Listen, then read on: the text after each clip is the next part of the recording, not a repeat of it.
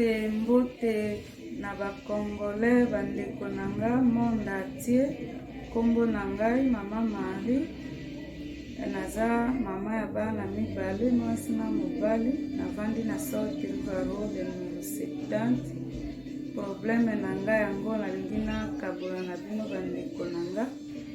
Nabelaki abeli mingi vraiment naye kokende hôpital baye kodécouvrir nga na cancer ya sein. Nazwi ba traitement pe bien baye kokata nga libele. Après kokata libele batindi nga kote ya kotumba.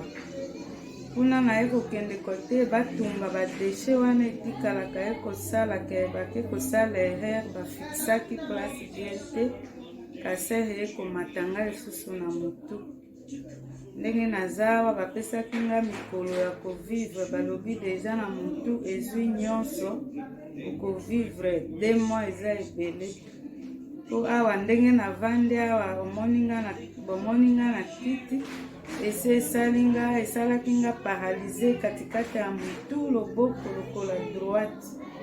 Me loboko na bolingo ya Nzambe loboko esali. Me lokolo ezosala te nazotambola na babekile kose deplace bana kota ata toilette po moya kokende lisusu eza te ifo natambola na banzete oyo nde yango wana naye kokabola na bino. Naza kosenga vraiment aide, nazosenga aide na bandeko na nga Congolais na monde entier.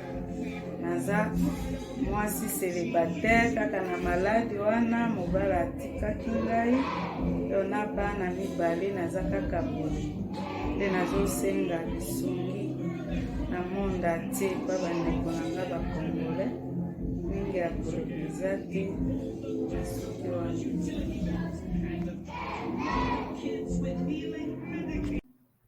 Balinga mibana mboka Congo mbote lisusu tokutani na kati ya Cap Congo TV avec Steven Bosoli, Papa Malachi, mwana ngando akufaka na mbonge te Makofi Mandomba Madi. Esengo mingi ko mona bino ebele liboso ya etando na bino pona kolanda chaîne na bino, chaîne de la révolution, chaîne de la référence, chaîne de la résistance, Cap Congo TV avec Steven Bosoli, Papa Malachi, Makofi Mandomba Madi. Mwana ngando akufaka na mbonge te. Nakanisi bolandi lokola pengai ndeko na biso ya mwasi Sœur Marie na ndenge ya lobi. Vraiment il y a pas de commentaires à faire. Commentaire ya kosala ezali te.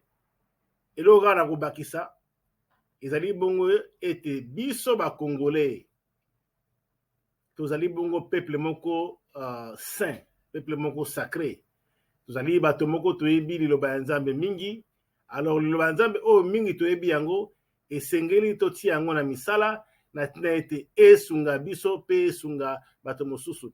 La raison d'être de la terre c'est l'homme. La raison d'être de l'homme sur la terre, c'est pour servir Dieu. Nous sommes ici pour servir à la louange de la gloire de l'Éternel notre Dieu. Voilà pourquoi on a la situation à Boé. Et Sengeli Nabiso, alors, to appliquer liloba ya Nzambe, natina ete vraiment lokumu ezonga epa na Nzambe. Bible ebisi biso nini na ba situation ya Boé. Bible ebisi biso ke esengeli na biso to salisana. To lingana.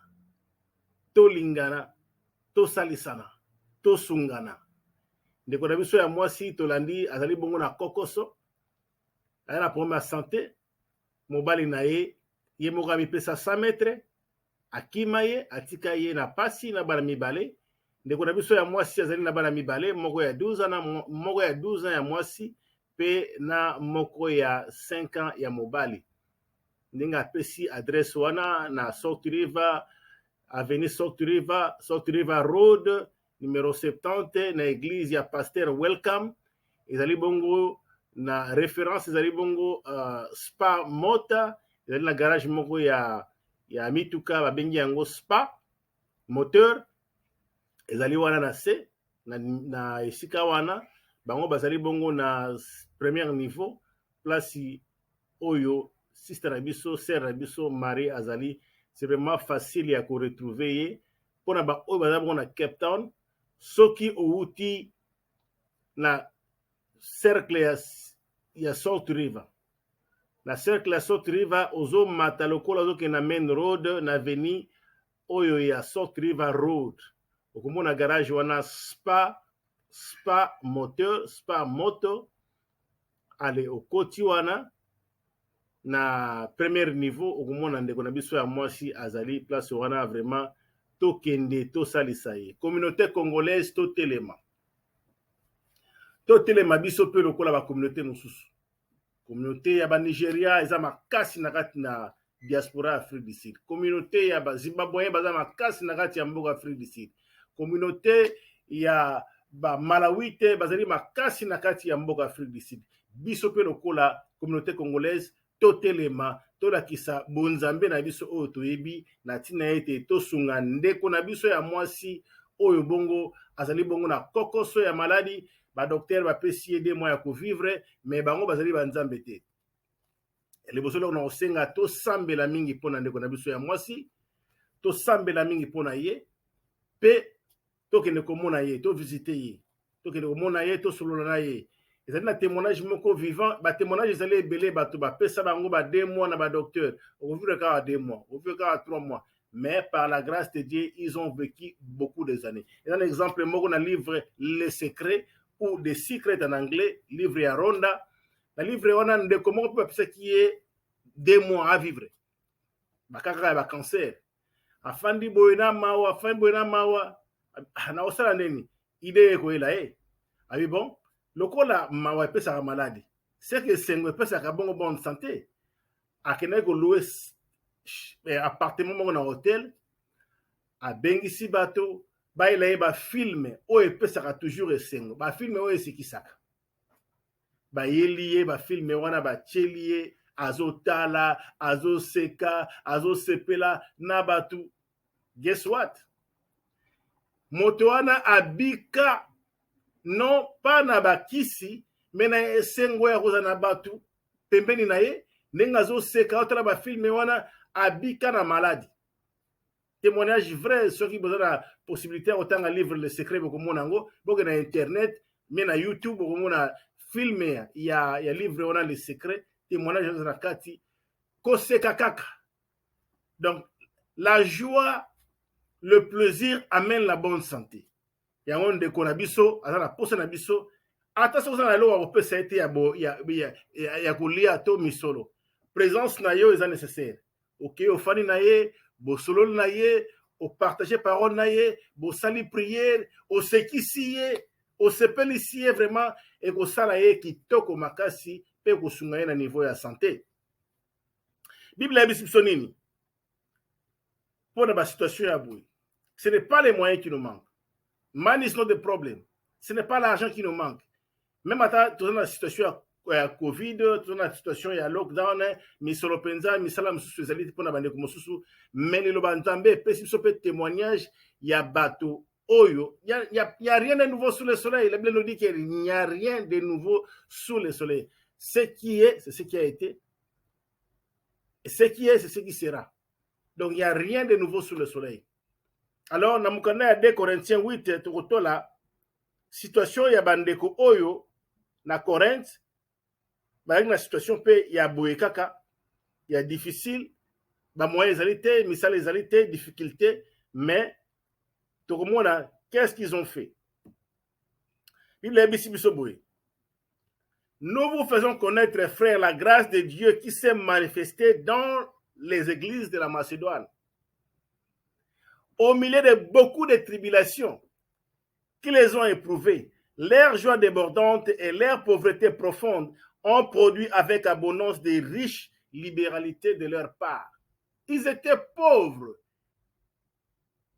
Ils étaient dans des situations difficiles comme nous aujourd'hui. Mais la Bible nous dit que leur pauvreté profonde, leur joie débordante et leur pauvreté profonde ont produit avec abondance des riches libéralités de leur part.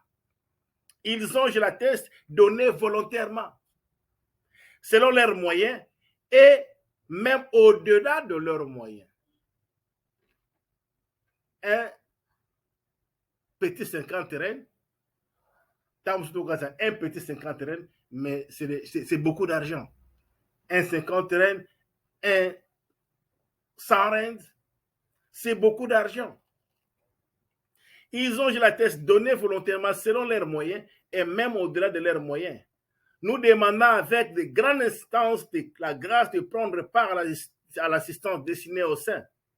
Et non seulement ils ont contribué comme nous l'espérions, mais ils se sont d'abord donnés eux-mêmes au Seigneur, puis à nous, puis par la volonté de Dieu. Nous avons donc engagé Tite à achever chez vous cette œuvre de bienfaisance comme il avait commencé.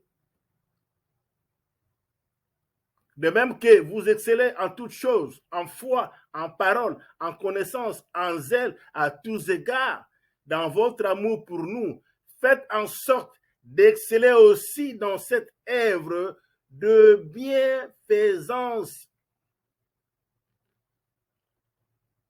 Voilà, nous parlons de l'amour de Dieu. La charité.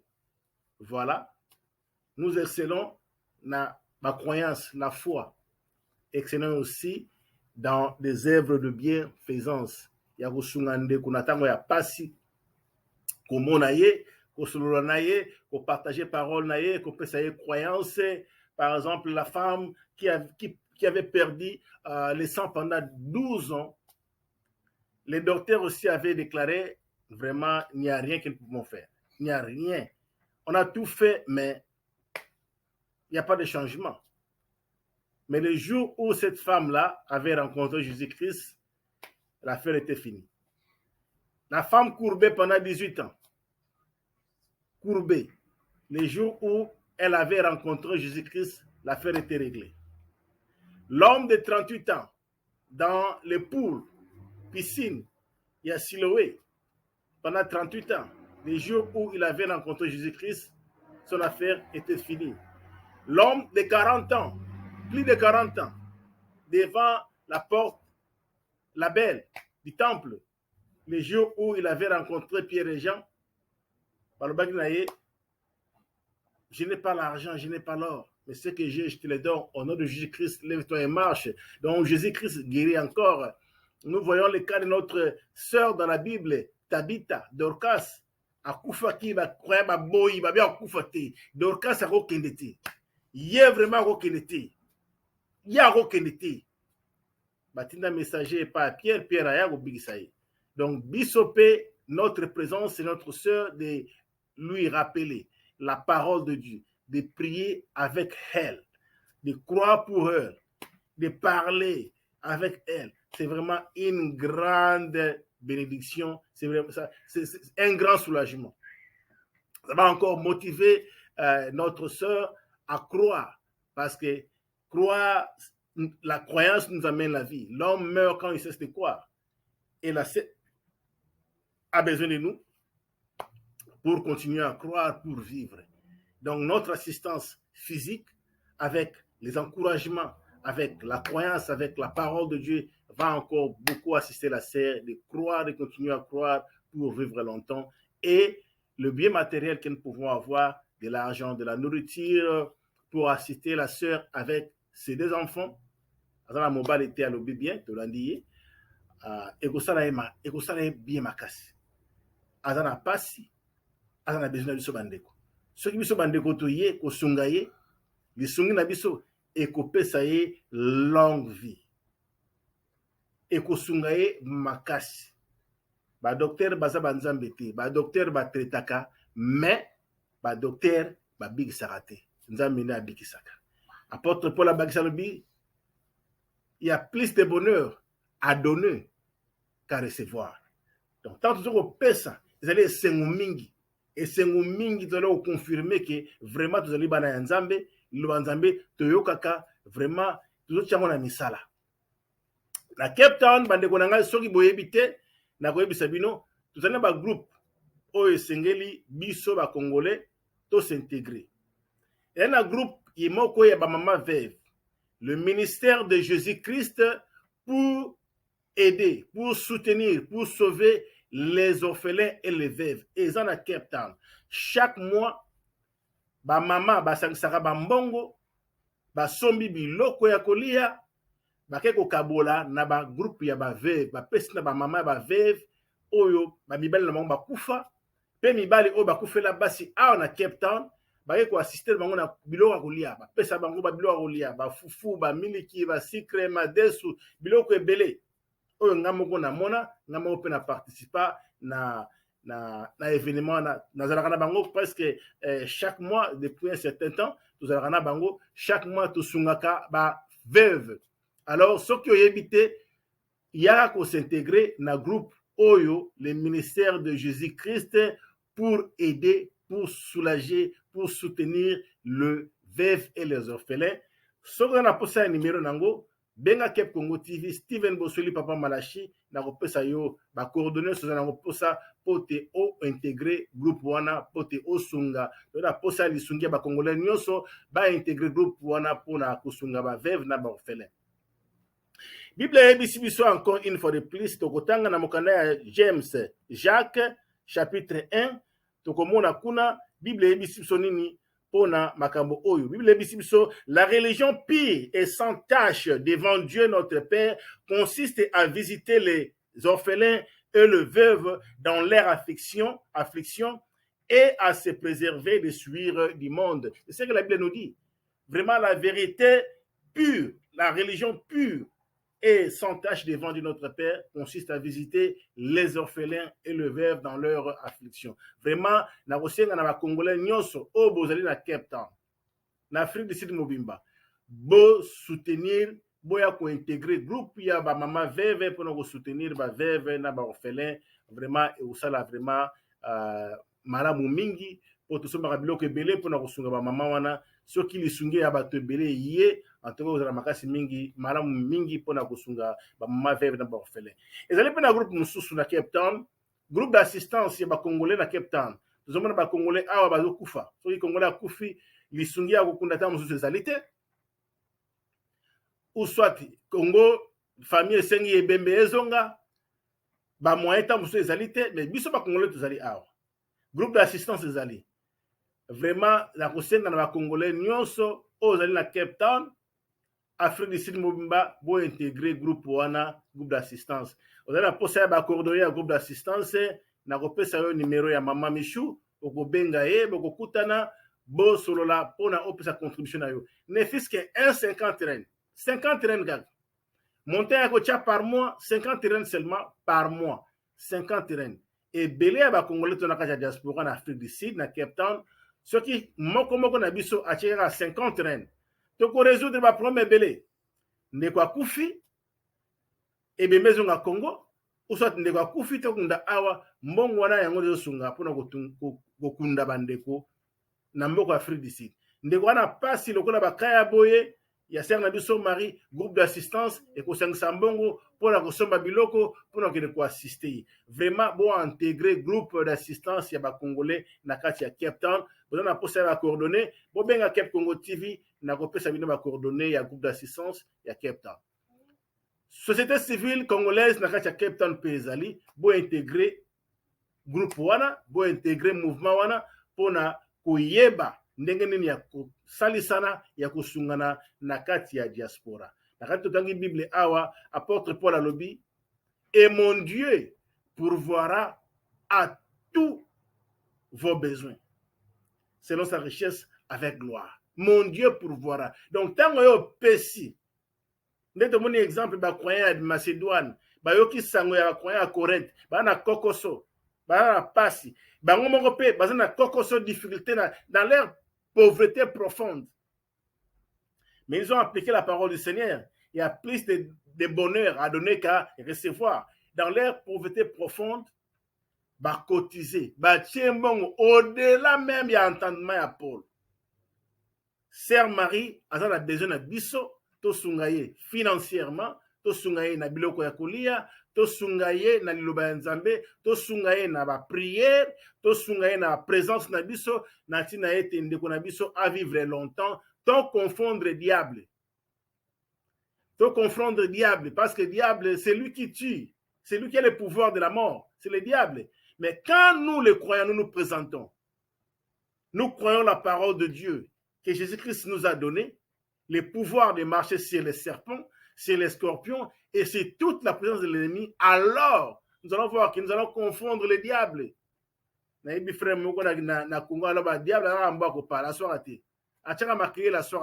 Donc la croyance va chasser, notre croyance va chasser l'ennemi avec ses acolytes, l'esprit de mort, l'esprit de maladie, et kokima ndeko na biso sœur Marie akozala bongo na bonne santé, à vivre longtemps. C'est Dieu qui guérit. Il y a beaucoup de témoignages dans la parole de Dieu. Il y a beaucoup de témoignages dans ce monde de gens qui ont créé la parole de Dieu, qui ont eu de l'assistance de la maisonnée, des croyants, les corps du Christ qui fonctionnent, qui ont vécu longtemps. Alors, message Yangoana, la PESI, pour ndeko na biso Sœur Marie to assister, pour intégrer groupe d'assistance à Cape Town, ba congolais, pour intégrer groupe aux société civile congolaise na Cape Town, pour intégrer bon groupe, il y a ministère de Jésus-Christ pour l'assistance des veuves et des orphelins, ba coordonner à ba groupe on surtout, bobenga Cape Congo TV na kopé ça ba coordonner. Pour la bande ko bazali na libanda ya Cape Town, na Joburg, na Durban, bipai biso ana mboka Afrique du Sud, numéro ya Sœur Marie Yangwana, bo benga ye, bo encourager ye, bo sambela pona ye, son a pour sa assistance, même e-wallet, bo sali e-wallet a rozami solo wana. Po moya ko atteindre ezali te benga na téléphone bo solo la, bisungi ezali 1 saren, 1 2 saren, 3 saren, 5 saren, e-wallet. So ko sali e-wallet a rozango facilement. Azana bandeko bazana église wana bakosunga ye bakozola mbongo wana pour esalisa ye. Pona bandeko bazana poto bosunga ndeko na biso Sœur Marie. Lisungi nabino ezali bongo welcome.